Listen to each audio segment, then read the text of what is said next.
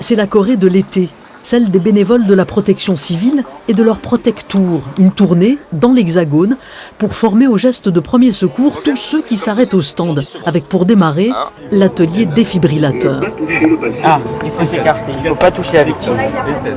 Pour les enfants, c'est génial et même pour les adultes parce que quand il y a quelqu'un qui tombe par terre ou quelque chose, tout le monde veut aider et c'est très bien qu'on sait comment il faut aider.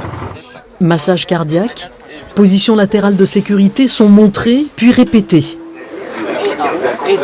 Entre deux appuis, les bénévoles insistent pour que le plus grand nombre apprenne à maîtriser les techniques qui sauvent.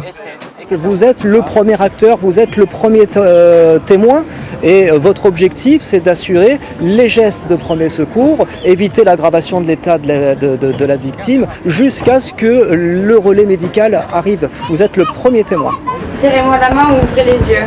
Pour un premier essai, le geste est déjà assuré. Je m'intéresse à ça parce qu'avant je voulais devenir pompier donc ça m'intéresse ça. C'est pour ça que je me suis arrêtée. Tu mets une main sur son front. Lui aussi veut devenir pompier. Prudemment tête en arrière en ouvrant la bouche. En attendant, il effectue son service civique au sein de la protection civile. Venir au secours des autres, l'esprit d'équipe. On est comme une famille, on est comme une deuxième famille en fait. Pour moi c'est ma deuxième famille tout simplement. Son élève du jour pourrait bien à son tour décider de s'engager.